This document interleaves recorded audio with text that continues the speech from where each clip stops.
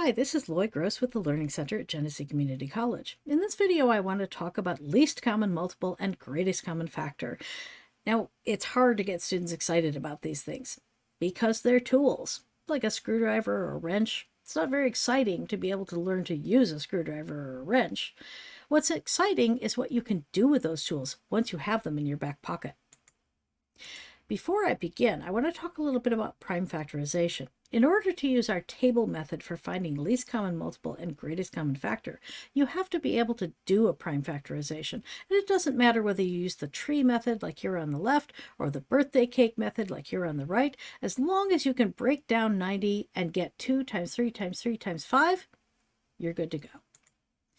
So let's talk about what a least common multiple is. Well, our numbers here, we have 4 and 6. Multiples of 4, 4 times 1 is 4, times 2 is 8, times 3 is 12, times 4 is 16. These are the multiples of 4. They're the numbers we get when we multiply 4 by something else. Over here in 6, we have 6, 12, 18, 24, and so on, the multiples of 6. Now, do they have a multiple in common? Well, sure they do. There it is, it's 12. So they have a common multiple. 4 times 3 will give you 12. 6 times 2 will give you 12. When do we use our least common multiple? We use it an awful lot with fractions and finding a common denominator. Let's talk about the least common multiple method when you have more than just two numbers. Here I'm going to do the least common multiple of 4, 6, and 9. I get a prime factorization of each of these numbers. Prime factorization of 4 is 2 times 2, 6 and 9, and so on. And in my table method, I set up a prime factors table.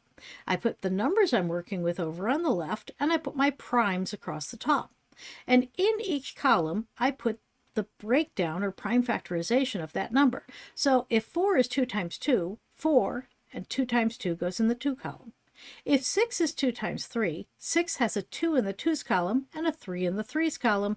9 has 3 by 3 both in the 3's column. And I just fill out my table. I can do this for as many numbers as I would like to find the least common multiple of. Once I've filled out the table, I'm going to circle the largest value in each column. So the largest value in the 2's column is 2 times 2. The largest value in the 3's column is 3 times 3. And when I multiply those, I get my least common multiple. 36 is the largest number that 4, 6, and 9 will divide evenly into without any remainder. And that's our least common multiple. Now let's talk about what a greatest common factor is. Well, these three numbers here have a lot of factors. 90, for example, can be divided evenly by 2, gives me 45.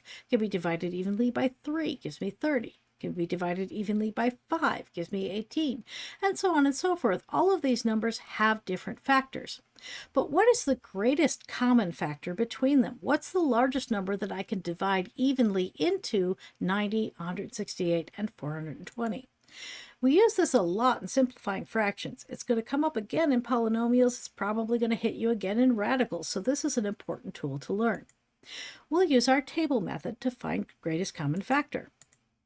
So we get the prime factorization of these three numbers, 90, 168, 420. If you want, you can stop the video and just check that out for yourself, but those are the prime factorizations of those numbers.